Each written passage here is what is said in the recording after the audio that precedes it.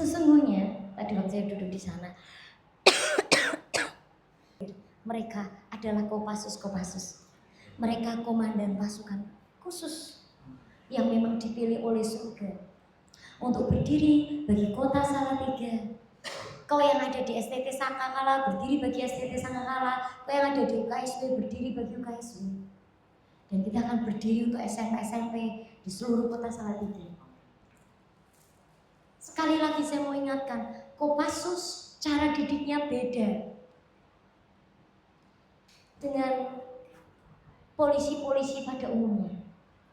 Polisi lalu lintas, tentara yang dikirim di perbatasan-perbatasan sama Kopassus yang dididik khusus beda. Asal mereka tahu gimana pegang senjata cukup, tapi Kopassus diajari cara strategi perang. Setuju? Cara gimana membuat emosi lawan runtuh dulu sebelum perang. Jadi kita nggak perlu pakai tenaga perang, soalnya udah hancur duluan. Emosinya dimainkan, dikacaukan cara pikirnya. Dan kita punya musuh bersama. Firman Tuhan bilang musuh kita bukan darah dan daging. Musuh kita adalah roh-roh yang tidak terlihat. Itu yang jadi musuh kita. Masalahnya adalah, apakah engkau dan aku tahu siapa musuh kita dan siapa yang bersama dengan kita? Satu kali waktu saya merenungkan firman saat teduh saya sehari-hari, Tuhan dengan jelas bilang, saya baca perjanjian lama waktu itu. Kalau Tuhan menjadi musuhmu, gak ada yang bisa nolong kamu. Sekali lagi, kalau Tuhan yang jadi musuhmu, gak ada setan manapun yang bisa nolong kamu. Tapi kalau Lucifer yang jadi musuhmu, gak usah takut. Tuhan dan seisi surga yang akan menolong kita. Dan musuh kita, destininya adalah kekalahan, bukan kemenangan. Yang menang itu engkau dan aku, orang-orang yang sudah disalibkan bersama dengan Kristus di atas kayu salib. Yang mati, daging kita yang mati, dan roh kita dibangkitkan, sehingga kita siap sedia bisa mengikuti apa yang Tuhan kita mau. Kalau hari-hari ini kok bilang, kok didikan Tuhan, tangan Tuhan atas hidupku begitu keras, begitu berat. Ingat, karena kau bukan pahlawan biasa, kau Kopassus. Bilang sama kanan kirimu, kamu Kopassus. Kopassus tuh gak bisa nyanyinya menye-menye biasa, itu gak bisa. Kopassus itu nyanyi dengan segenap hati karena dia tahu dia sedang mengagungkan tuannya, komandannya, panglima perangnya. Masih ingat yang di STTS Chapel kemarin, apa yang Mami sharingkan? Habis itu Mami bilang minta remedi, betul? Mami minta remedi supaya lulus belajar hati hamba. Langsung, gak lama, hari Jumat kali ya itu ya, aku lupa. Jumat apa Kamis, remedi itu datang. Kalau soal ujian pertama yang Tuhan kasih ke saya failed, gagal. Dan yang dikirim Tuhan adalah hamba Tuhan yang rintis 180 gereja. Secara akademis dia pinter, sangat pinter sekali. Dan dia gak kaleng-kaleng pelayanannya. Anaknya usus buntunya pecah udah 13 hari, pasti mati. Dia ada di tempat pelayanan gak bisa balik. Dia bilang, Tuhan kalau anakku mati, aku gak akan salahkan kau, aku akan tetap melayani kau. Dan dia memuridkan sama seperti saya memuridkan kalian di tempat ini. Anda tahu, saya failed karena reaksi saya dinilai Tuhan tetot, 0 besar, salah. Sampai akhirnya Tuhan buat saya flashback. Awal pertama saya datang ke STTS dan bagaimana Tuhan memberi saya hati hamba yang tidak ada harga dirinya lagi. Di hadapan anak-anak saya sendiri waktu itu. Baru saya ngerti. Seorang pembantu, kata-kata sebutan seorang pembantu itu pujian dari surga. Karena awal saya datang, saya adalah pengemis. Tapi kemarin Ketika di hadapan Tuhan dan di hadapan Anda semua, saya minta remedi sama Tuhan. Karena semester ini udah mau selesai. Aku harus selesai. Dikasih remedi. Anda tahu siapa yang ngata-ngatain saya? Alumni STT Sangkakala, bukan orang tua. Alumni STT Sangkasala. Kata-katanya jauh lebih parah daripada kata-kata hamba Tuhan yang mengata-ngatai saya.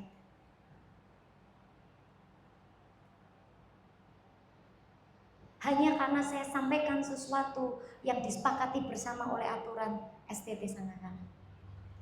Langsung saya syok karena saya kenal dengan alumni ini cukup baik.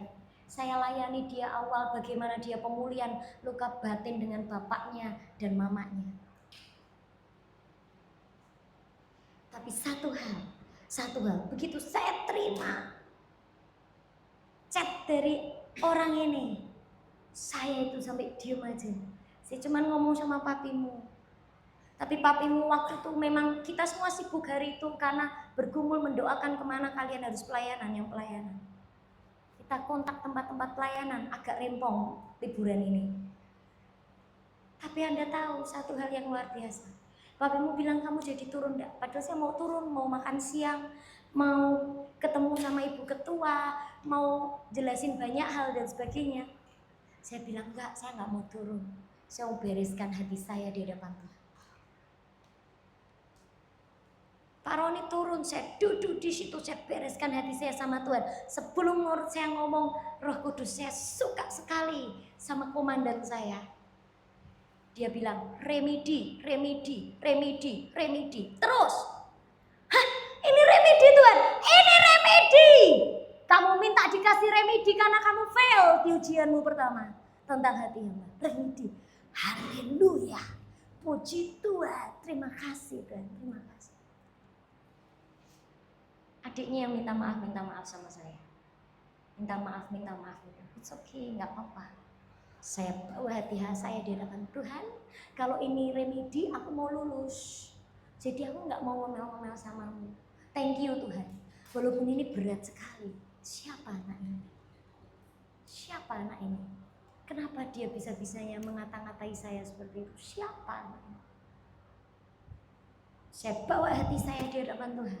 Tolongnya aku Roh Kudus. Aku gak mau marah, aku gak mau kecewa, dan aku gak mau pahit rugi. Karena aku mau lulus. Aku gak mau remedi lagi. Anda tahu begitu ujian dari Tuhan itu sebenarnya yang terbaik. Karena yang ngata-ngatain gue orang pintar yang pertama. Yang kedua orang hebat di dunia pelayanan. Orang hebat di dunia penginjilan. Dan orang hebat di dunia misionaris. Dan orang hebat di dunia pemuritan. Karena anaknya banyak. Dari Sabang sampai Merauke. Gak kaleng-kaleng. Tapi begitu saya fail, maka saya dikasih downgrade yang lebih ecek-ecek lagi. Yang bukan siapa-siapa, yang pelayanan juga gak jelas. Yang cuman seorang alumni STT Sangkakala. Yang aku dulu tahu track recordnya dia hidupnya seperti apa. Itu yang dikirim Tuhan. Percayalah, ujian jauh lebih enak daripada remedi. Dan aku bertanya, Tuhan kenapa? Kok tekan hidupku sampai seperti ini? Karena kok Kopassus.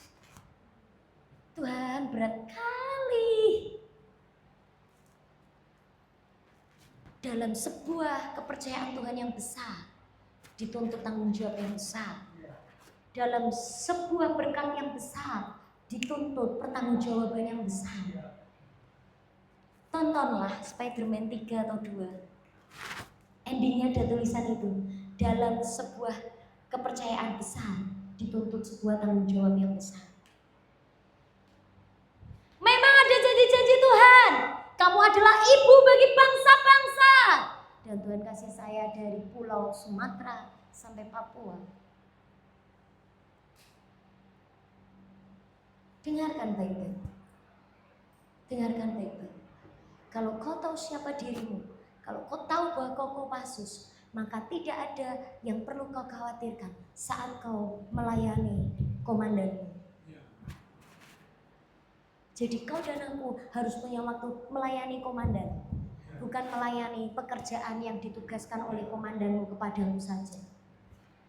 Yang kemarin ibadah chapel sangat tahu sekali tentang dua hal ini. Layani komandanmu. Saya sempatkan pagi tadi, saya harus buka Alkitab, saya mau belajar setiap hari satu pasal, saya harus baca Amsal. Setelah itu 10 yang lain baca kitab yang lain. Tapi satu saya, dan saya suka sekali yang saya baca. Karena saya perlu firman. Saya harus diisi lebih banyak. Karena saya berjumpa dengan banyak orang. Saya mengerjakan pekerjaan yang besar yang Tuhan percayakan pada saya. Saya nggak mau burn out. Saya nggak mau dimakan oleh kelelahan dan perasaan saya sendiri. Saya baca dan saya bilang, dan bagus sekali kitab Amsal pasal yang ke-30 ayat yang berapa saya bilang. Bahwa perkataan-perkataan Tuhan, firman Tuhan itu murni. Dan dia akan jadi perisai bagi orang-orang percaya. Perkataan Tuhan jadi perisai, jadi pelindung yang melindungi saya. Dari semua kata-kata orang, apapun itu yang bisa meruntuhkan saya, yang bisa mengecewakan saya, yang bisa menghancurkan saya. Oleh karena itu, saya harus layani komandan saya, dengan saya harus baca perintah komandan saya. Komandan saya ngomong apa? Komandan saya bilang, pakai firmanku jadi perisai buatmu. Supaya apa? Supaya kau bisa menjaga dirimu dari semua iritasi, serangan-serangan musuh, panah-panah si jahat yang masuk ke hatimu. Percayalah, mau tutup semester gini, ini sesuatu hal yang harus sangat-sangat lebih banyak pakai lutut. Gejolaknya sedang timbul kuat sekali. Serangan-serangan musuh mulai tipu muslihat iblis, roh adu domba, sekarang lagi nyasar STT Sangkakala. Roh perpecahan, roh adu domba itu sedang marak. Hari Jumat malam saya sengaja berdoa bahasa roh, habis baca Alkitab berdoa bahasa roh. Lalu Tuhan bilang, sapu bersih sendiri di kamar. KUCK Oscar doa sama semester 1.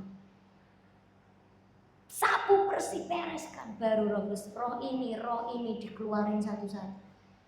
Serang, perkatakan, hancurkan, dan tanya sama Tuhan, pembalikan keadaan untuk setiap roh. Kenapa aku ngomong seperti ini? Karena kamu gak ada adikmu dan kau adalah komandan. Aku seneng kok. Kamu setia, doa siang, doa malam, doling, luar biasa. Tapi aku mau satu hal, tambahkan hatimu untuk gendong teman-temanmu di kampus, di UKSW. Di UKSW, anak-anak UKSW, kamu harus punya waktu lebih lagi. Bangunmu jam 5 pagi masih enggak doa di CM?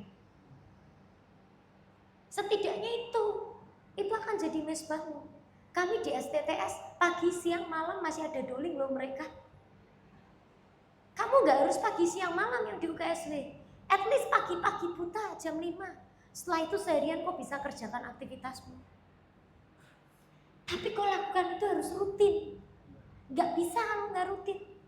Gak akan terjadi apapun buat UKSW. Karena kau mau komandan, kau Kopassus. Hari Sabtu yang doling, Jumat pagi sama mami papi di kelas, mami keras sekali ngomong, stop, berhenti, salah.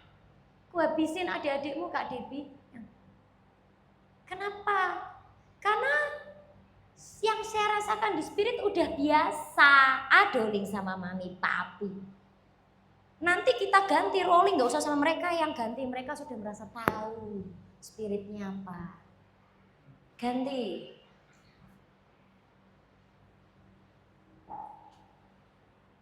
Ingat, setiap kali kau doling, setiap kali kau berdoa, engkau dan aku sedang menggendong. Engkau dan aku sedang menggendong. Jelas? Kalau kau sudah jadikan itu sesuatu rutinitas, guys, gak ada yang ngefek di alam roh. Seranganmu tuh gak ada powernya, gitu aja. Tapi kalau kau tahu kenapa kau harus doling, kenapa kau harus berdiri buat teman-temanmu di kampus, kalau kau mengerti, kau tahu bahwa kau komandan, serangan musuhmu sekali jebret, pak. Musuhnya itu kayak efek domino itu loh, runtuh semua sampai ujung habis, nggak bangun-bangun lagi.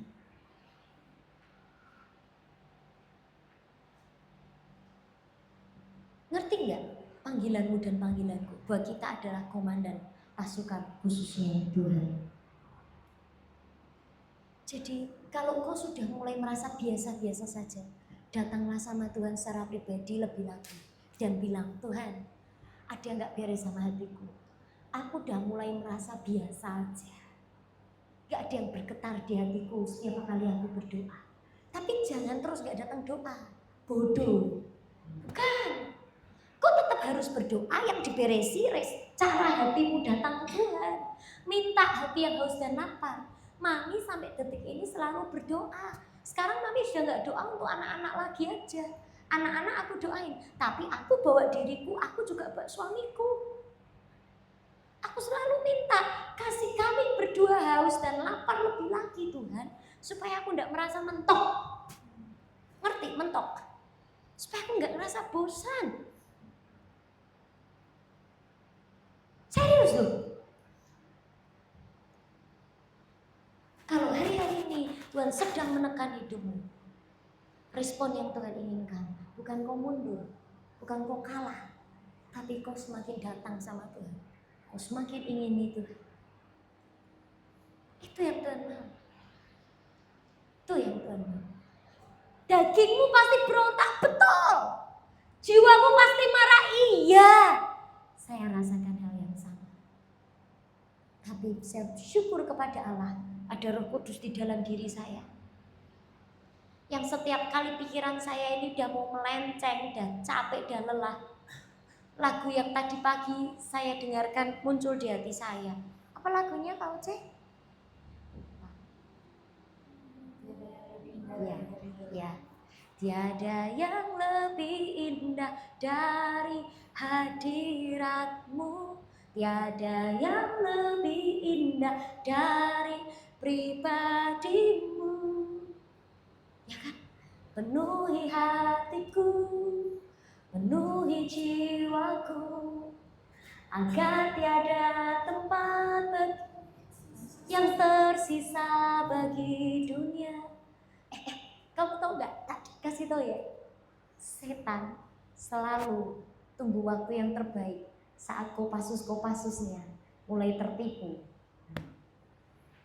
Di situ dia akan serang dan habisi engkau dan aku. Jadi begitu kejadian itu terjadi, langsung ngapain? Lihat tuh, apa salahmu? Kau lakukan begini karena kau peduli sama hidup orang ini. Kau nggak pingin kejadian-kejadian yang buruk terulang di anak-anakmu. Kau menjagai anak-anak ini, tapi mereka nggak ngerti, malah kau dikata-katain.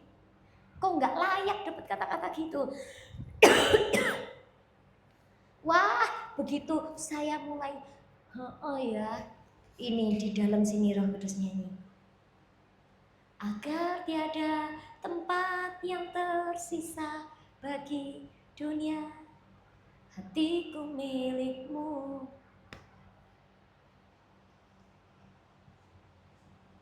Ku kagumi caramu mencintaiku.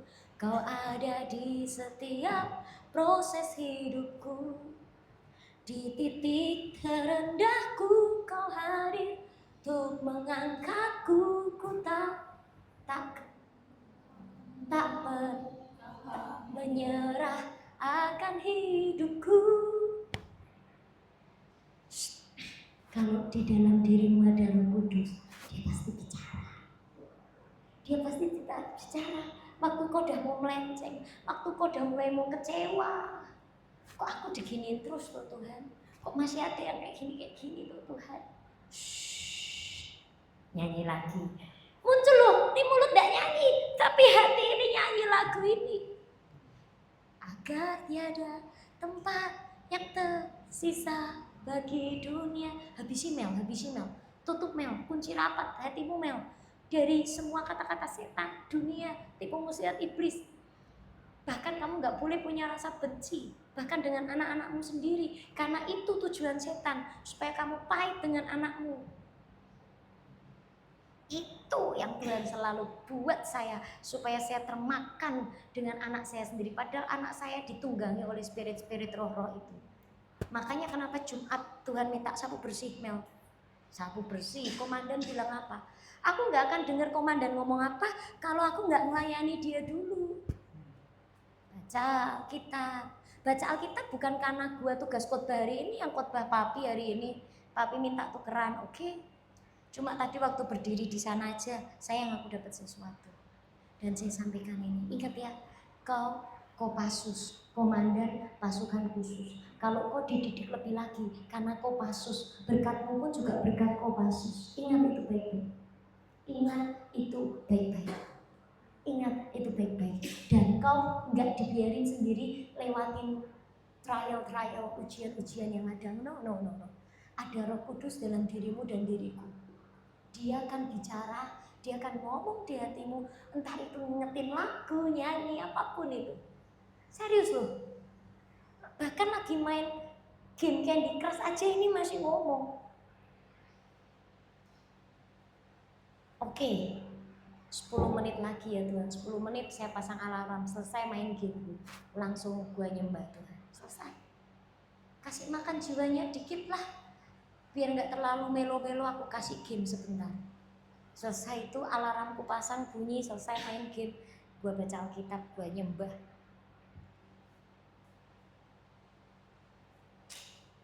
Dengerin, gak ada orang yang kebal sama serangan musuh. Tapi kalau kau mau tetap berdiri teguh, firman itu harus jadi perisai. Dan kamu gak akan punya perisai kalau kau gak pernah baca firman. Kasih makan dirimu firman. Karena begitu kau baca firman, itu seperti perisai itu semakin tebal melindungi dirimu. Jadi ketika ada panah-panah kecewa, pahit, marah, itu kayak mental gitu aja. Dan dia cepet banget. Ketika lubang gitu, nanti kau diingetin Roh Kudus itu nutup sendiri. Set. Benar ya, ada jaminan. Yang pasti kita ada lebih dari pemenang. Jadi pasti kita menang, gak akan kalah. Amin. Okay.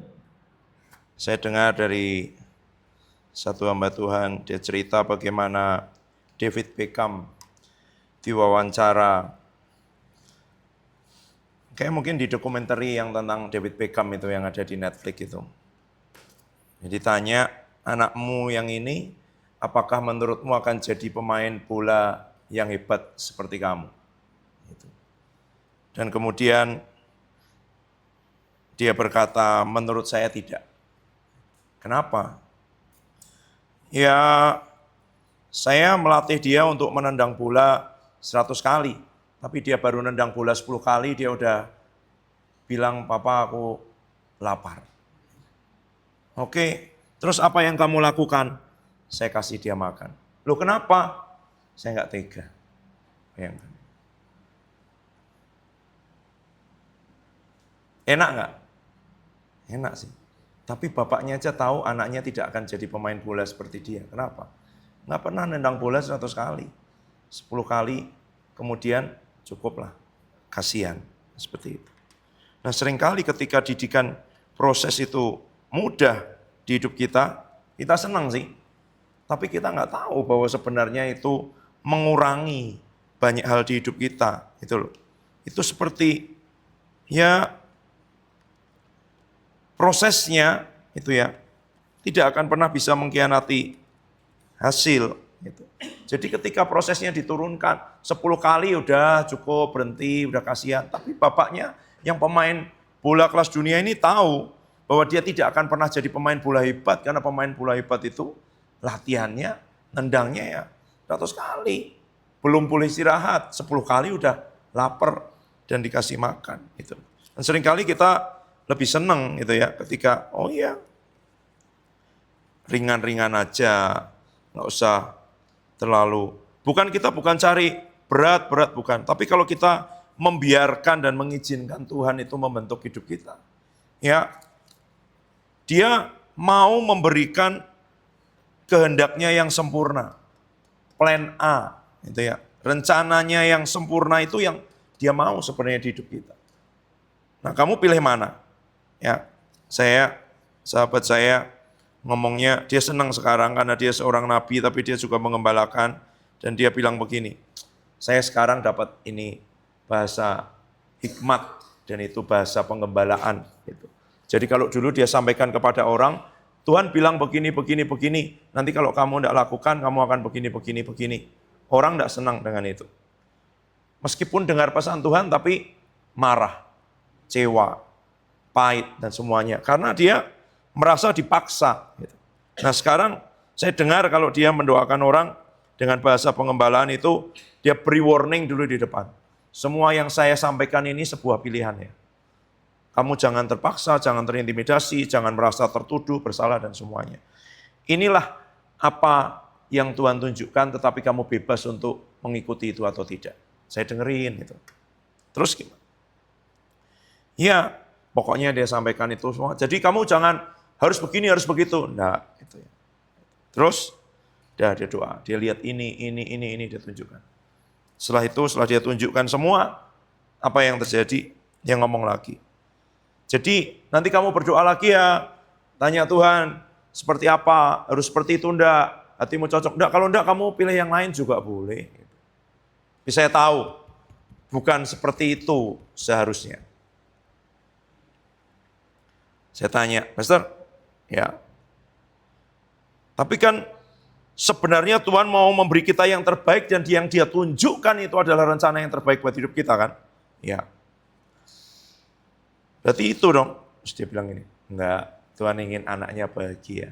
Ya, tentu. Tapi bukankah dia ingin juga anaknya mendapat yang terbaik? Ya.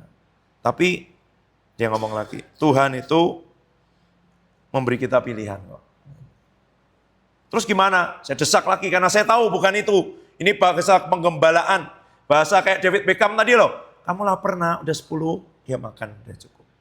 Tapi bapaknya tahu bahwa anaknya nggak akan jadi pemain bola hebat. Gitu.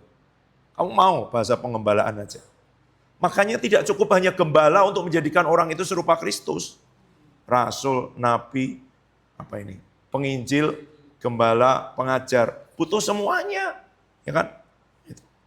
Untuk sampai kamu mencapai kesatuan, iman, sampai itu semua nggak ada. Banyak gereja, khotbahnya gembala terus setiap minggu.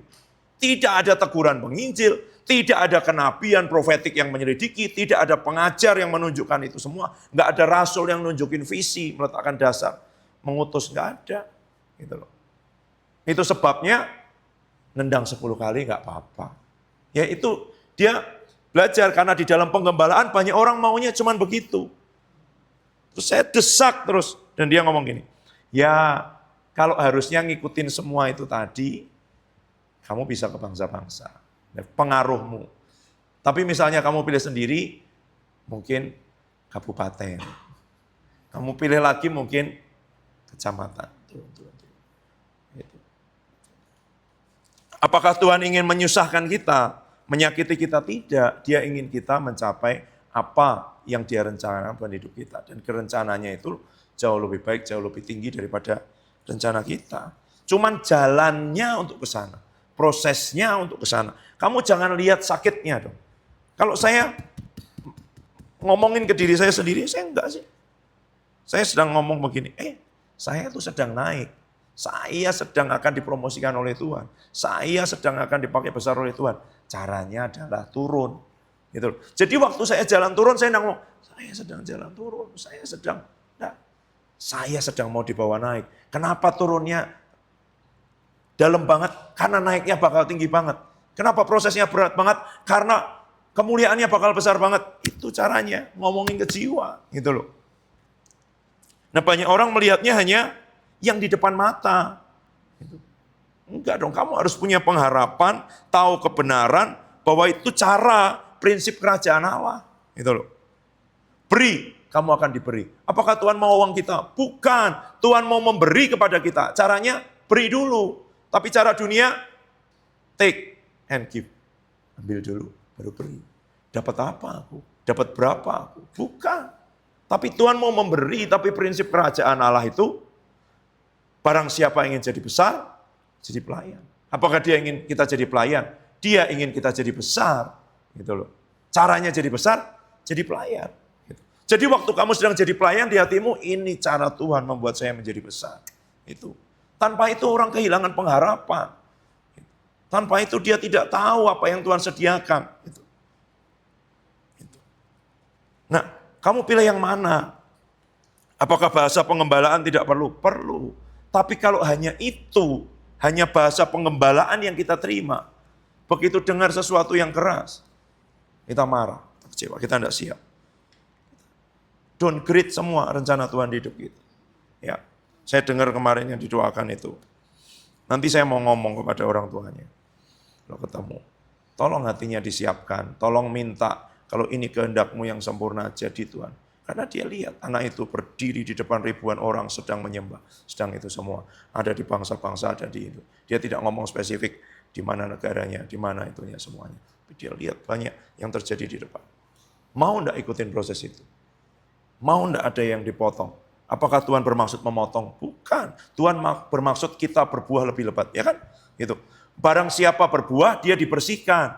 Dibersihkan itu dikerat lagi. Ada yang lain-lain yang harus dipotong supaya apa? Supaya fokusnya bukan ke ranting, ke dahan, tapi ke buah itu loh. Buah-buahan di Jepang itu semangka, satu pohon mungkin isinya cuma 3, berapa melon cuma 1. Tapi dia manis banget. Kalau di Indonesia yang dikejar jumlah. Satu pohon mungkin 10, 15, tapi nggak manis. Dalamnya udah putih-putih semuanya. Mereka potong sampai 1 itu. Gitu ya. Dan waktu dipotong rasanya sakit, tapi tujuannya tidak memotong. Tujuannya buahnya lebih lebat dan buah yang ada itu manis. Gitu. Dan itu cara melihatnya harus seperti itu. Gitu.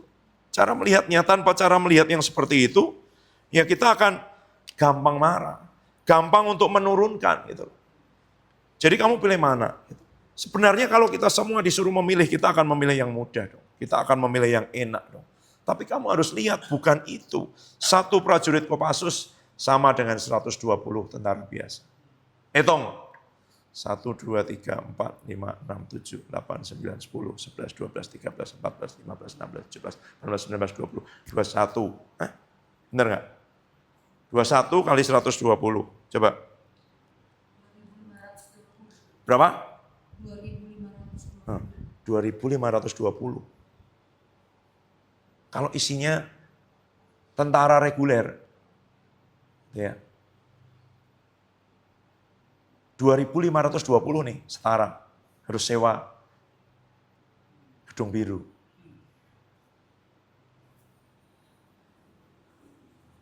Tapi orang saya beritahu seperti itu, tertawa mengejek loh. Saya pernah ngomong sama Nathan, sama Glo. Tuhan percayakan persetujuan doa itu, berarti di bawahmu ada 18.000 mahasiswa UKSP. Jangan hanya lihat itu persetujuan doa gabungan, kamu harus lihat itu. Sukan bagaimana kamu membawa mereka di hadapan Tuhan, mengerjakan apa dengan maunya Tuhan. Semua yang diberi persetujuan doa, pelayanan apapun ya, VV, Silvi, Hani, dan Michelle, rumah susun. Rumah susun itu, area itu. Kalau kalian sedang menyembah, sedang ini, kota ini, itu setara dengan begitu 2.500 orang takut, belum tentu bisa perang. 21 orang disusupkan. Ada nggak pembajakan pesawat lalu dikerahkan tentara 3.000 gitu untuk membebaskan sandera? Nggak ada. Dikerahkan pasukan khusus mungkin 5, 7, 12 untuk menyusup untuk bagaimana masuk ke situ semua. Menerobos pertahanan musuh yang bisa diterobos, bisa, enggak. Dia akan terjunkan tengah malam pakai pasukan terjun payung, masuk lewat laut, lewat apa, menyusup, menyamar di situ semua. Itu enggak ada. Tapi kamu enggak pernah berhitung gitu. Itu. Tapi orang nanti baru akan mendengar ketika yang mereka lihat itu 2.500. Bisa. Tapi 2.500 itu kemungkinan tentara reguler. Gitu. 1 orang sama dengan 1. Tahu nggak? Waktu Daud mau pergi berperang waktu usianya sudah lanjut. Salah satu jenderalnya ngomong begini, Tuanku, tolong jangan lagi. Kenapa? Karena 1 orang kamu sama dengan 10.000. Daud datang itu, ya kan? Itu sudah membuat mental musuh itu runtuh gitu. Tuanku ini sama dengan 10.000. Ada orang 1 yang sama dengan 10.000. Tapi ada orang 1, ya 1 gitu loh. Ada orang nanti waktu dia pergi dari tempat itu, pergi dari pelayanan itu, pergi dari tempat bidang pelayanan itu, dia harus digantikan oleh beberapa orang. Karena dia punya kemampuan manajemen, punya kemampuan leadership, punya kemampuan networking, punya kemampuan bersosialisasi, punya kemampuan membuat perubahan, punya ide kreatif, macam-macam. Yang orang lain cuma bisa administrasi, yang satu cuma bisa network, satu cuma bisa itu. Itu seperti itu. Dia bisa merakit bom, dia bisa berenang, dia bisa menyelam, dia bisa terjun payung, dia bisa semuanya, dia bisa jadi sniper, dia bisa pertarungan jarak dekat, dia bisa pakai pisau, dia bisa pakai pistol, dia bisa pakai senapan, itu. Saya ingat satu orang jenderal ngomong begini, harganya untuk dia satu orang itu setara dengan pelatihan sekian banyak prajurit. Karena dia dikirim ikut pelatihan anti teror, ikut pelatihan apa, di mana, di Amerika, di mana, investasinya itu loh. Satu orang. Nah itu yang kamu harus ngerti. Kalau kamu diberi porsi lebih, orang lain tidur, kamu sudah bangun. Orang lain sudah tidur, kamu masih baca Alkitab. Orang lain sudah main-main, kamu masih harus berdoa. Itu karena ya pelatihannya khusus. Kalau kamu mau jadi tentara reguler, ya kan, cukup doa pagi 1 jam. Cukup ikut pelatihan 1 tahun, 2 semester. Setelah itu cukup.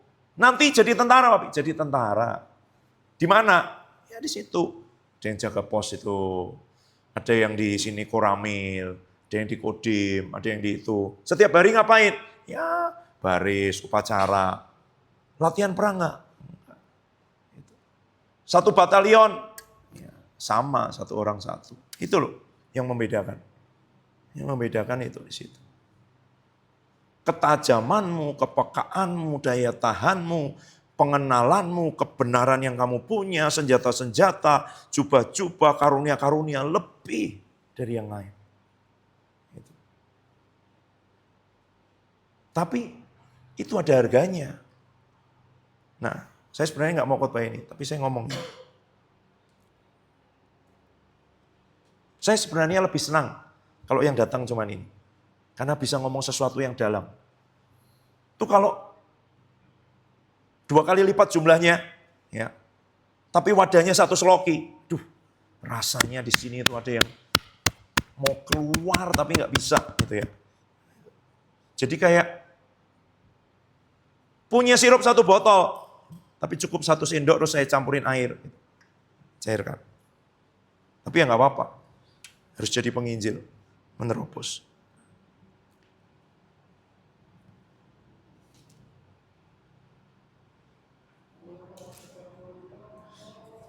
Coba baca dulu Matius 25, ayat 1 sampai 12. Matius 25.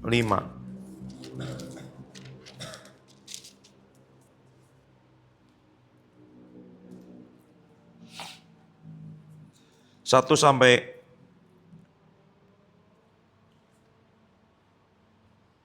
13.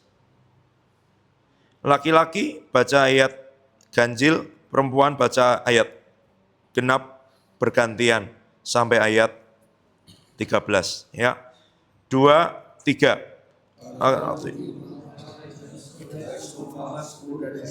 Yang kami beritakan dan pergi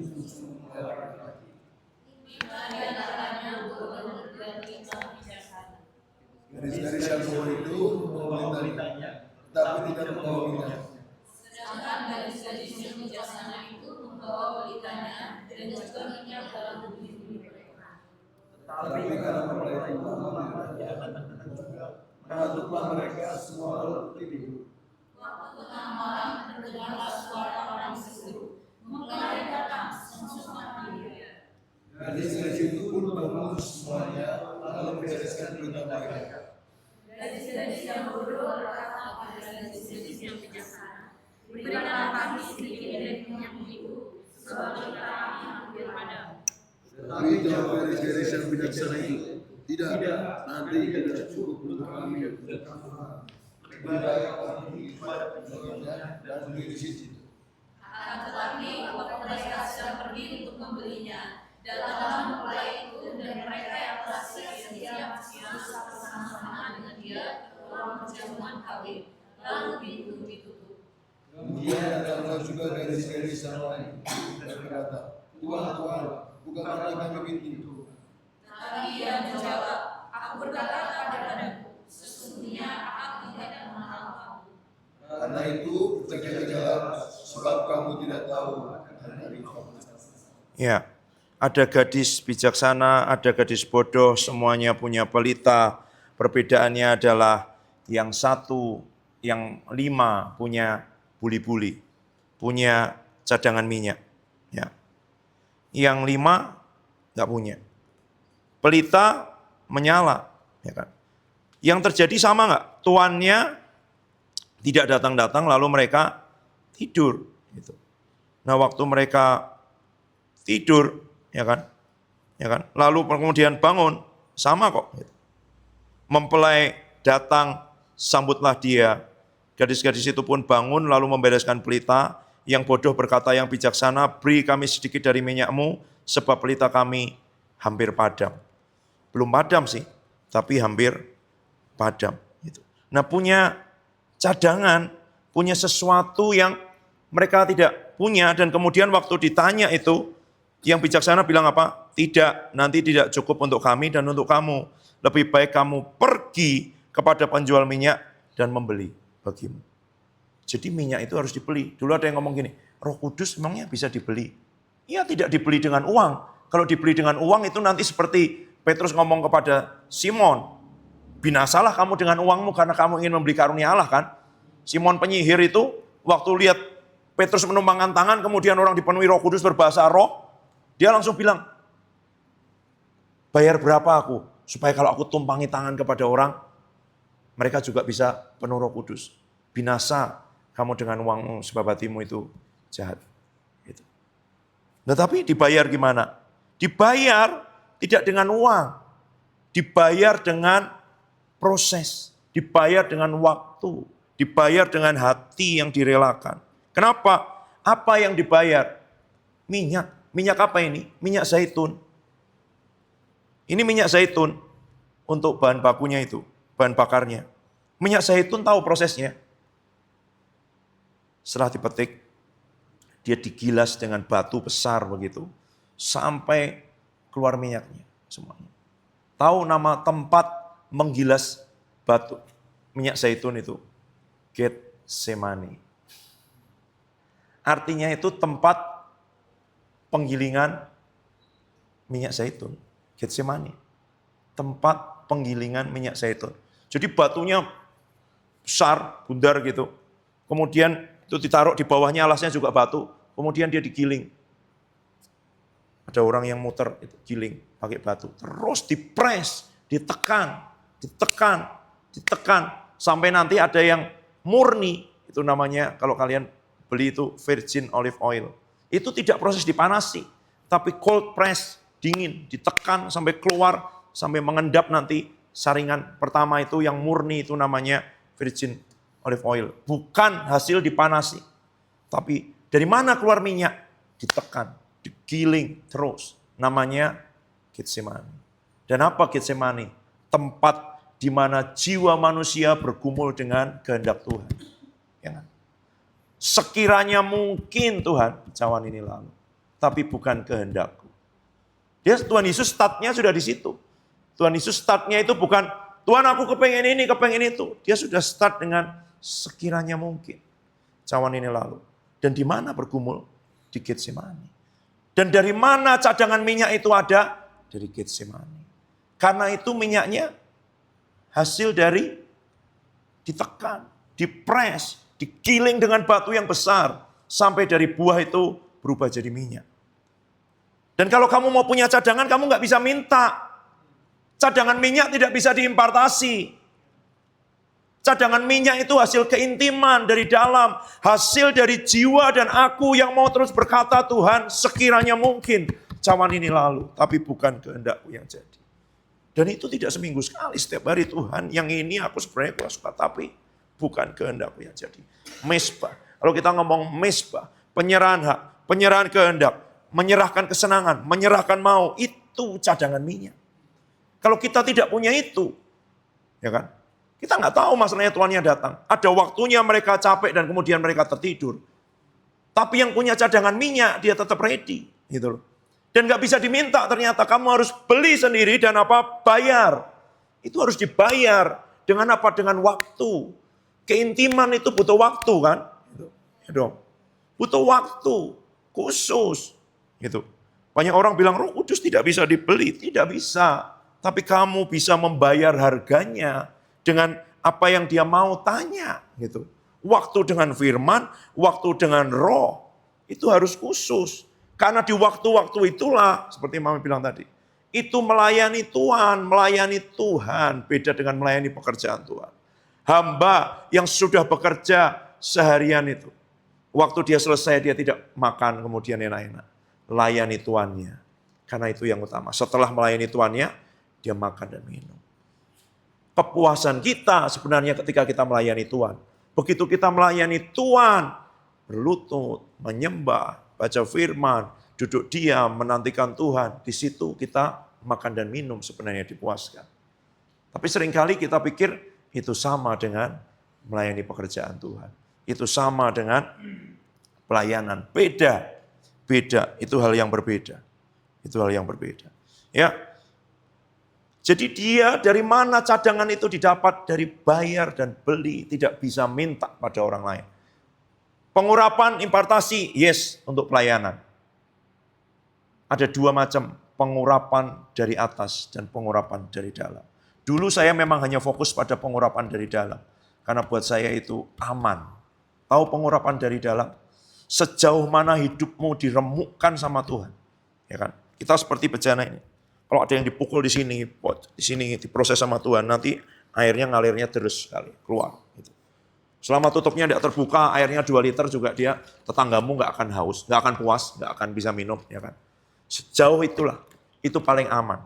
Bertahun-tahun, tadinya saya di situ saja, aman. Pokoknya Tuhan tidak mau macam-macam. Tapi Tuhan tidak mau begitu. Tuhan mau pengurapan dari atas itu untuk pemberitaan Injil. Kamu akan jadi saksi waktu Roh Kudus turun ke atasmu. Ada Roh Kudus yang dari dalam memancar keluar. Mata air kehidupan itu diproses. Karena kalau enggak dia ada sumbatan-sumbatannya. Kenapa dia tidak bisa terasa? Lihat seorang nabi sederhana sekali. Udah meninggal. Bob Jones. Dia cuman gini. Udah tua apa-apa. Flow. River of joy. Flow. In the name of Jesus. Flow. Tiba-tiba di situ manifestasi. Ngalir dari dalamnya sudah tidak ada sekatnya. Karena out of his belly, keluar dari dalam perutnya, keluar dari dalam pusat kesadarannya, ya kan?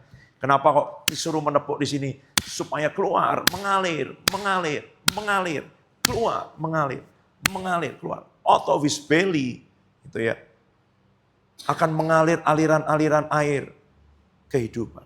Nanti di 2 pasal setelahnya, menjadi sungai. Jadi itu masih mengalir mata air kecil atau sampai besar jadi sungai. Tergantung seberapa kita diremukkan, dibentuk, diproses sama Tuhan. Seberapa kita ngalami Getsemani dalam hidup kita. Lihat loh, Tuhan Yesus datang ke Getsemani bukan sekali. Nanti lihat, tempat itu tempat yang sering didatangi. Itu sebabnya Yudas tahu dia di mana. Karena dia ke situ terus. Dia kalau doa sendirian di Getsemani. Bukan kehendakku Tuhan, tapi kehendakmu yang jadi. Di situ cadangan minyak. Kami didoakan beberapa minggu yang lalu. Sahabat saya nyampaikan pesan. Roni, Meli, ingat ya, yang masuk harus lebih banyak daripada yang keluar. Dan itu bicara apa? Keintimanmu, waktumu dengan Tuhan harus lebih daripada waktu pelayananmu. Ya, itu yang masalahnya berbahaya. Banyak orang ketika pelayanannya sibuk, yang masuk lebih sedikit. Dari mana nanti yang keluar? Daging, jiwa. Dia kejar dengan apa? Dengerin khotbah orang, baca buku untuk dibagikan. Dia jadi berkat, masih. Pengurapan masih ada, masih. Tapi di dalam kering. Dan orang-orang yang peka ngerti, kering. Keluar itu, nggak ada. Sedih sekali, masalahnya dia dipakai, masih luar biasa. Diundang khotbah masih di mana-mana. Satu hamba Tuhan bersama dengan saya, salaman dengan orang ini. Selesai orang yang pergi. Saya rasa kering sekali. Saya diam aja dalam hati. Tapi ini orang dalam dunia pelayanan luar biasa. Tapi orang-orang yang peka ngerti, Waktu kamu ngomong, ada yang ngalir keluar bersama omonganmu nggak? Aliran air kehidupan itu. Atau nggak ada, cuman kata-kata. Kalau cuman kata-kata, motivator-motivator lebih jago dong. Kata-katanya lebih bagus. Dan kata-kata yang bagus itu masuknya ke sini. Tidak ke roh. Makanya tidak ada perubahan hidup.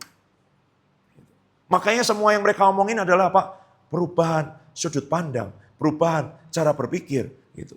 Loh, itu betul kalau dibaharui dengan firman. Karena kita harus renewing mind.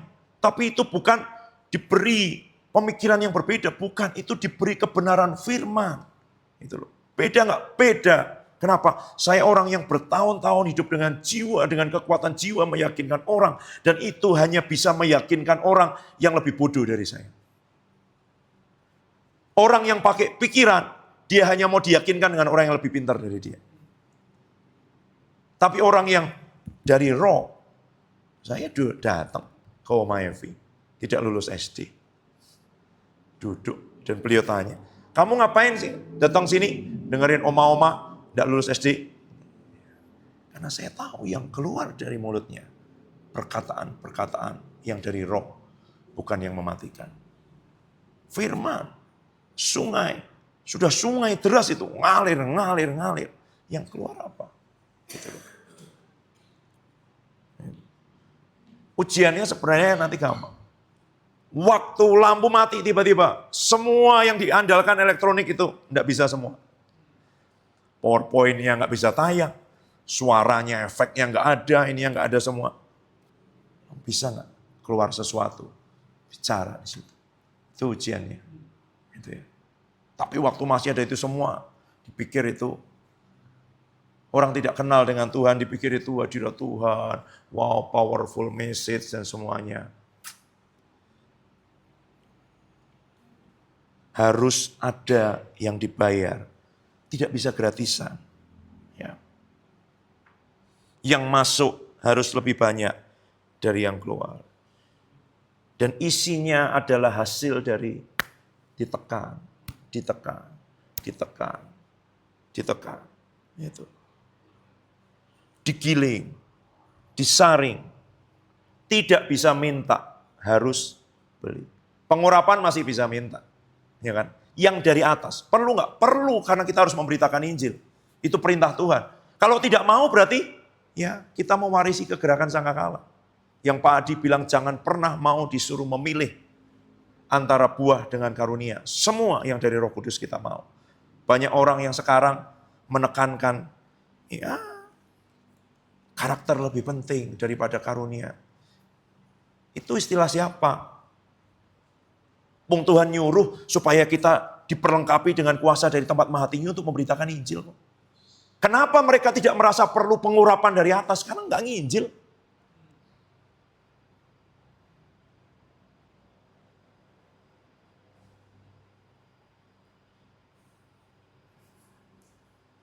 Kalau orang nginjil, pasti, ya kan? Dia akan berhadapan dengan orang terikat, orang sakit, orang ngalami masalah dengan itu semua. Mau kamu kasih apa? Kalau tidak ada pengurapan dari tempat maha tinggi. Dan itu pengurapan untuk memberitakan Injil. Kapan hari satu anak tanya dengan saya dan membuat saya, bagus juga pertanyaannya. Tapi, karunia dengan pengurapan bedanya apa ya? Iya ya. Sambil nyopir saya tanya Roh Kudus, kasih pengertian. Karunia-karunia yang Rasul Paulus jelaskan itu untuk jemaat. Ngerti nggak? Ya kan? Untuk melayani jemaat. Jadi persekutu begini, nanti ada nubuatan di situ, ada karunia ini semua, supaya kalian semua bertumbuh di dalam persekutuan jemaat, membangun jemaat. Tapi pengurapan itu untuk menginjil. Itu sebabnya dia pengurapannya macam-macam nanti. Beda, enggak ada di karunia-karunia ini, ya kan? Tidak ada di 9 karunia ini, enggak ada pengurapan-pengurapan itu. Karena itu untuk memberitakan Injil. Gitu. Makanya ketika di tempat Pak Yohanes Lili, selesai itu semua, doa pengurapan. Ya karena tujuannya memberitakan Injil. Jangan ditentangkan dengan yang dari dalam, hasil keintiman, hasil persekutuan, hasil ketaatan itu. Gitu. Tapi seharusnya berjalan bersama nggak? Iya. Tapi kadang kalau nunggu yang di dalam ini matang, panjang prosesnya. Nah, saya mau ngomongin. Waktu kita tidak melayani under anointing. Di bawah pengurapan tuh bayangin gini. Saya bawa minyak satu ini, saya tuang ke Yehuda. Minyak zaitun murni. Tahu kan? Pernah cium kan baunya minyak zaitun murni. Virgin olive oil. Masih ada kayak sengir-sengirnya apa itunya. Karena dia buah dipres, tidak direbus, tidak dipanasin. Gitu ya. Saya tuang semua ke kepala, dari mengalir semua. Kamu dekat dia, kamu bau apa? Meskipun dia belum mandi tadi. Kamu akan bau pengurapan itu. Dan itulah gunanya pengurapan waktu kita melayani. Sehingga waktu kita melayani, yang dicium Tuhan bukan bau daging, bau pengurapan itu. Dan pengurapan itu Roh Kudus. Pengurapan itu bukan perasaan merinding-merinding, dia apa? Kalau kamu lihat yang kemarin mau pengurapan itu macam-macam lah. Saya juga nggak ngerti. Satu orang ibu datang, di hati saya cuma muncul kata satu, dingin. Saya tumpangin tangan dalam nama Tuhan Yesus. Ada yang dingin masuk dirimu, langsung nari. Mau nari, dia nggak bisa mengendalikan. Besoknya kesaksian sama mami. Sebenarnya saya malu, saya tahu saya di depan semua orang lihat saya, dan saya tidak pernah nari dan itu semua. Tapi setelah itu dia rasakan kelegaan. Itu apa? Kalau bukan Roh Kudus?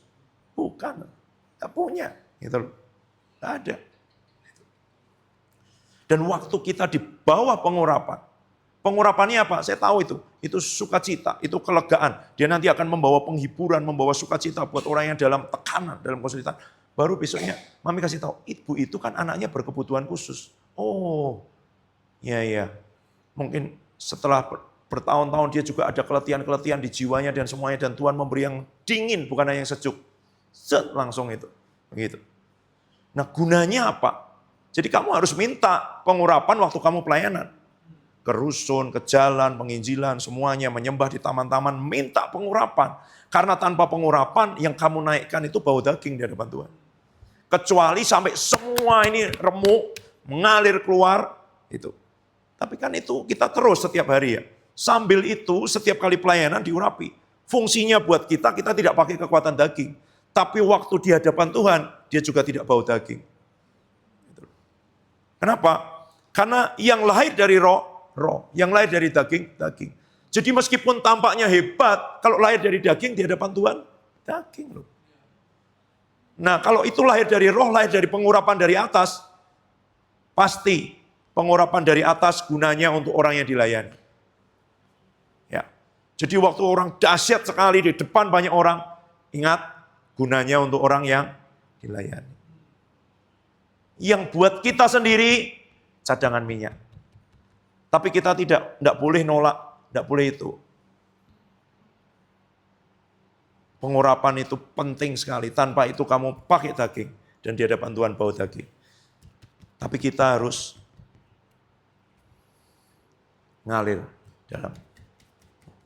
Dan di mana dia disimpan? Puli-puli, harus ada wadahnya. Kemarin saya fotoin, kalau mau lihat di depan kamar itu, ada biji terong asam yang dulu dibawa Kak Mega itu. Ditabur di pot yang berbeda. Yang di pot-pot besar, dia tumbuh jadi besar. Yang di pot kecil, masih kecil-kecil ditabur di saat yang sama. Wadahnya menentukan. Seberapa wadahmu? Ada nggak tempat nyimpannya? Sehingga ketika Elia atau Elisa yang ngomong dengan janda itu, Elisa ngomong dengan janda Nabi itu. Minta bejana, jangan terlalu sedikit. Gitu ya. Selama ada wadah, minyak terus mengalir. Wadahnya masih ada nggak? Yang Mama bilang tadi. Kehausannya masih ada nggak? Kerinduannya masih ada nggak? Itu yang nyedot terus. Terus. Gitu. Dan masalahnya, kehausan itu bukan, Tuhan, ya saya minta sih, haus dan lapar. Tapi harus ada yang dikerjakan supaya kehausan terjadi. Ya kan? Gimana? Makan lebih lagi, minum lebih lagi, tidak ada cara lain. Gitu. Di fisik, kita akan lapar dulu, baru makan. Haus dulu, baru minum. Di roh, kamu makan dulu, baru lapar. Minum dulu, baru haus. Satu orang tanya kepada saya beberapa minggu yang lalu, selesai doa pengurapan. Pak, gimana caranya tetap punya haus dan lapar akan Tuhan? Oh iya, saya bilang, waktu kamu sudah tidak haus dan lapar, kamu sakit. Dan waktu sakit, kamu dibawa ke rumah sakit, kamu pasti diinfus. Mengejar apa yang ketinggalan. Ya kan? Kurang cairan, kurang tenaga, diinfus. Saya infus diri saya, waktu rasa lapar dan haus itu mulai berkurang. Gimana? Dengar khotbah yang keras, dengar lagu yang keras. Merelakan diri, meletakkan hidup, tak ada lagi diriku, hanya Engkau Tuhan. Saya pernah nggak bisa nyanyi. Tuhan, ku berikan semuanya. Bulan Juli 2018 pulang dari Inggris. Beberapa bulan di Indonesia, saya nggak mau nyanyi lagu itu. Dengar lagu itu saya diam aja. Karena saya tahu apa artinya. Ku berikan semuanya. Semua yang tadinya saya pikir itu baik, saya andalkan. Kekuatan hilang semuanya. Jadi kayak orang bodoh 4 tahun lebih.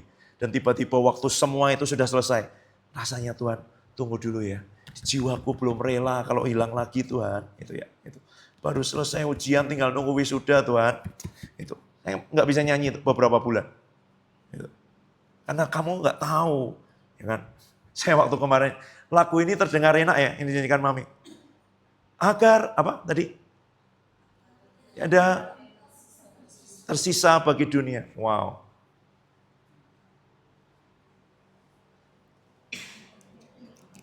Dunia itu nggak semuanya jahat-jahat loh. Yang indah-indah, yang baik-baik, yang enak-enak, yang nyaman-nyaman. Nyanyinya ringan. Sambil, wow, senang banget.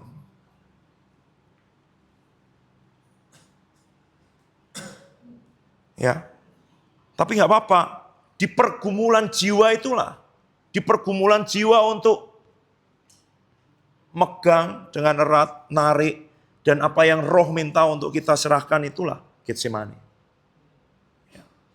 Jadi kalau di dalam hatimu ada tarik-menarik, kamu ngerti bahwa ada roh Tuhan terus menarik kamu untuk menyerahkan kehendakmu dan mengikuti kehendak Dia. Dan percayalah kehendak Dia tidak jahat. Percayalah endingnya bukan salib. Percayalah bahwa 3 hari kemudian ada kebangkitan. Bahwa kemudian ada naik ke surga. Bahwa kemudian ada Roh Kudus turun. Bahwa kemudian gereja dilahirkan. Bahwa kemudian orang-orang pengecut, penakut, orang-orang yang kemudian menyangkal. Jadi orang yang berani berbicara di depan ribuan orang dan kemudian rela mati. Karena saksi apa yang dialami. Resiko banget loh. Jadi Tuhan Yesus. Dari sekian banyak yang kemudian bertahan cuma 12. 12, satu menjual, yang lain lari. Itu menguatkan orang-orang yang memuridkan. Ya. Tuhan Yesus sejak 3,5 tahun dikhianati, dijual, disangkal. Itu sebabnya harus ada Roh Kudus turun. Karena ternyata tanpa Roh Kudus, ya kan? Semua tekad manusia, keberanian manusia, apapun yang baik yang dia lihat tidak bisa membuat dia bertahan mengikuti Tuhan. Sampai Roh Kudus turun, sampai Pentakosta terjadi. Dan saya akan bilang kita tidak akan malu, tidak akan menutupi dengan anak-anak sekolah dengan itu semua. Bahwa ada Roh Kudus, bahwa kita tidak bisa sendiri. Bahwa kita akan perkenalkan Roh Kudus kepada mereka. Kita akan perkenalkan, ya kan? Ada pribadi Roh Kudus dan kamu perlu Roh Kudus. Kamu harus kenal dengan Roh Kudus. Dan Roh Kudus itu waktu memenuhi kita, kamu akan berbicara dalam bahasa baru.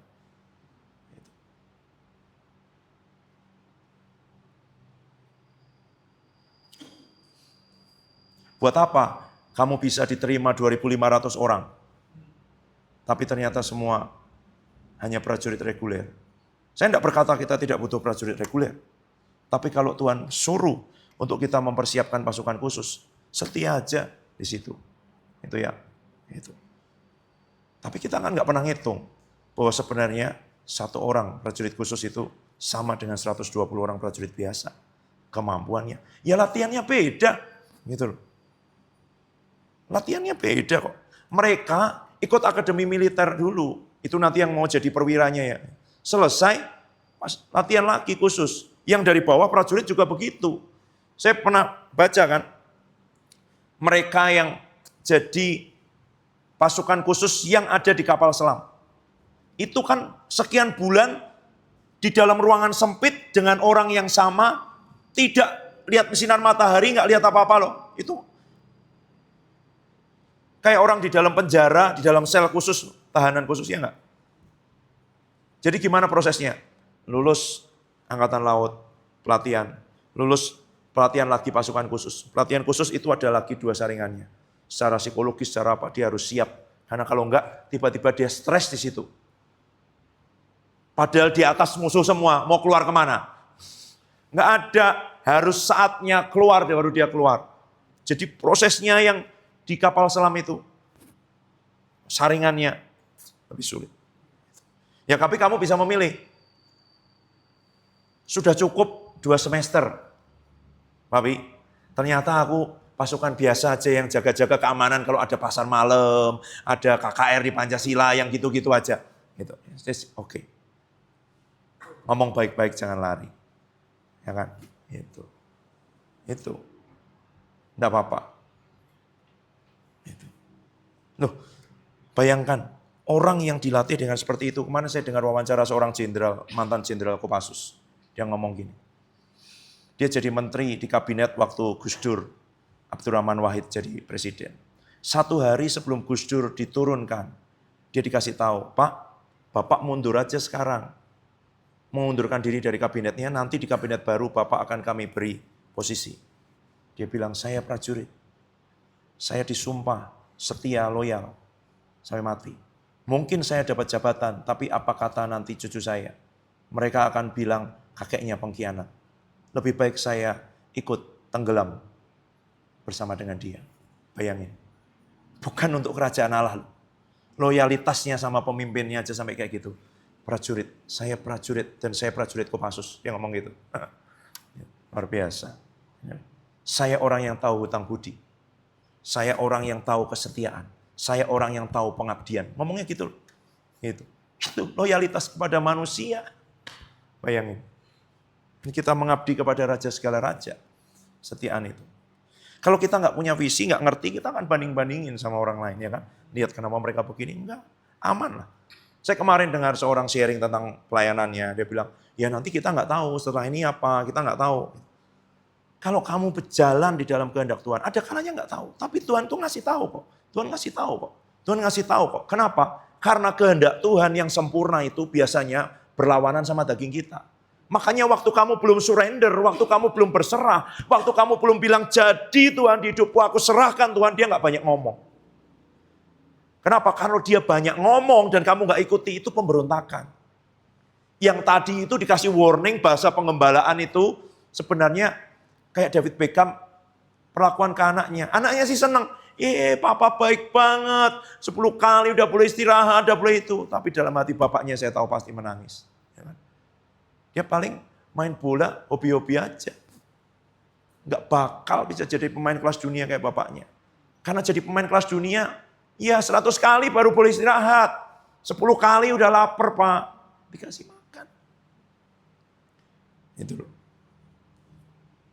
Percayalah, didikan tidak pernah dimaksudkan untuk menyakiti. Tapi dia mempersiapkan. Nah tinggal kamu mau dipersiapkan seperti apa. Kamu mau ambil keputusan, kamu mau atau tidak. Wadah harus ada, harga harus dibayar. Itu aja. Itu. Ya. Supaya diisi terus. Satu lagi. Waktu Tuhan datang. Firman Tuhan bilang apa? Semua orang sedang business as usual. Makan, minum, transaksi, kawin, mengawinkan, semuanya business as usual. Kenapa? Kenapa mereka tidak sadar? Karena rohnya nggak bangkit. Rohnya nggak hidup. Panggilan itu nanti panggilan ke roh. Makanya kedalaman memanggil kepada kedalaman. Ya kan? Deep call unto deep. Roh memanggil kepada roh. Waktu Tuhan Yesus datang, yang dipanggil itu roh kita. Waktu rohmu tidak nyaut dipanggil, ya sudah. Itu kamu tertidur sebenarnya. Meskipun kamu melek matanya, gitu loh. Jadi jangan dipikir, oh semua lagi tidur, dia datangnya tengah malam. Bukan. Manusia rohmu tidur, sehingga waktu dipanggil dia nggak bangun. Gitu loh. Dan gimana manusia rohmu bangun? Punya cadangan minyak. Sehingga waktu kamu dipanggil, ada. Gitu. Dan gimana punya cadangan minyak? Bayar. Bayar dengan waktu khusus dengan Tuhan. Bayar dengan waktu khusus dengan Tuhan. Gimana? Entah bangun lebih awal, entah tidur lebih malam, entah orang lain istirahat dengan itu. Ya harus itu. Harus itu. Ya, harus itu. Nggak ada yang lain. Nggak ada yang lain. Kita tidak membayar Roh Kudus. Kita membayar harganya supaya yang di dalam ini. Supaya aku, jiwa, biji zaitun itu berubah jadi minyak. Ditekan, diperas Tuhan, didik. Jangan berhenti mendidik aku. Nyanyi itu dong. Jangan berhenti tuh terus mendidikku. Simpanku dalam perkenananmu. Sampai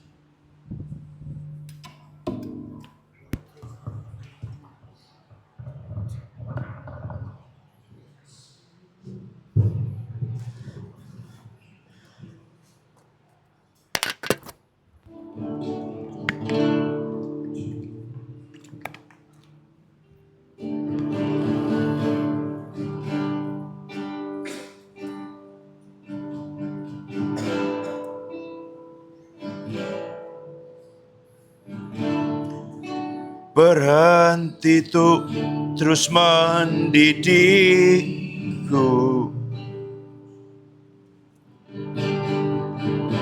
Simpanku dalam kenananmu. Sampai puncak lawatan karakter dan unity.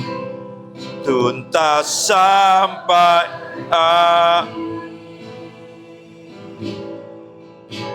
hujaniku terus dengan anugerah.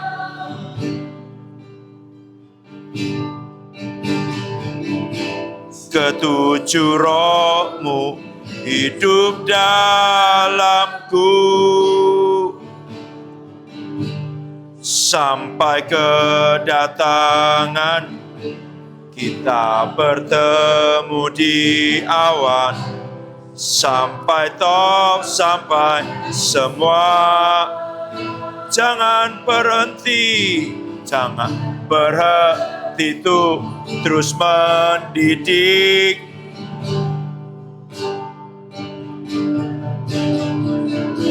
Simpanku dalam kenananmu.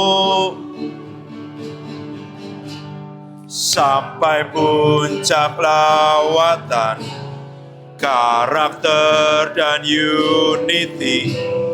Tuntas sampai akhir. Hujaniku dengan anugerah-Mu. Ketujuh rohmu hidup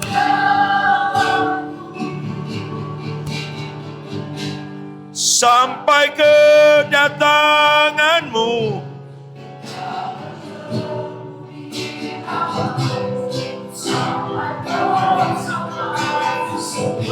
Tuhan, Tuhan, jangan berhenti tuh terus mendidik.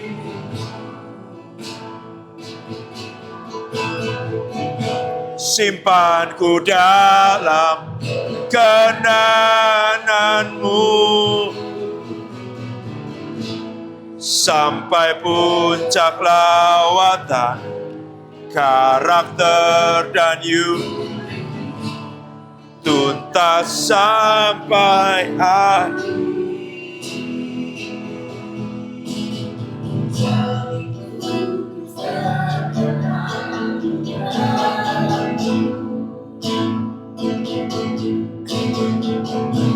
Ketujuh rohmu hidup dalamku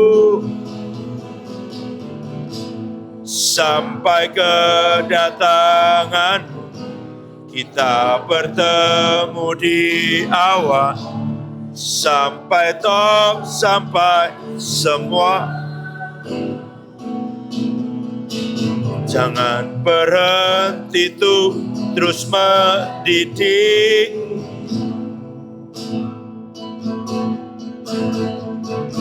Simpan kuda kenananmu sampai puncak lawatan karakter dan unity tuntas sampai akhir.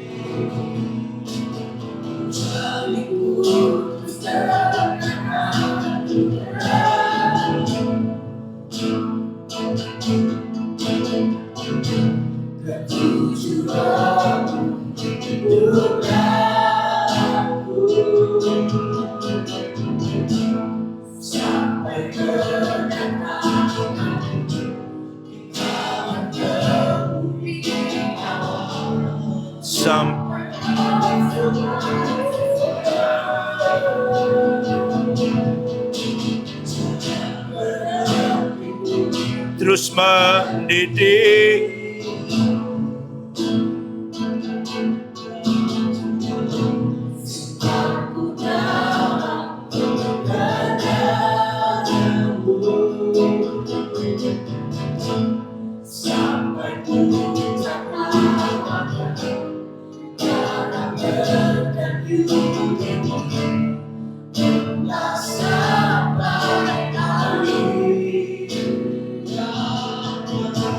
Hujaniku terus dengan anugerah,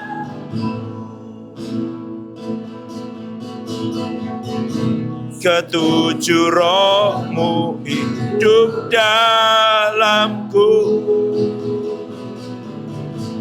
sampai kedatangan kita bertemu di awan sampai sungguh amat baik, sungguh amat.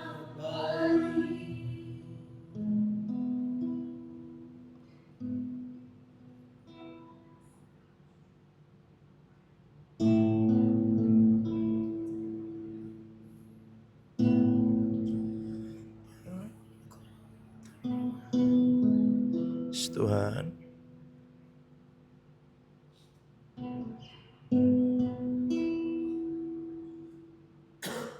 bicara buat setiap kami Tuhan. Setiap proses-proses yang Tuhan kerjakan, tangan-Mu yang terus mengerjakan kehidupan kami Tuhan. Tangan-Mu yang terus membentuk, tangan-Mu yang terus merentangkan. Supaya kami melihat yang Tuhan lihat buat kehidupan kami. Yang Tuhan rancangkan buat kehidupan kami, yang Tuhan siapkan. Jangan biarkan kami memilih sendiri pilihan-pilihan kami, sebab kami tahu ada banyak hal yang membuat kami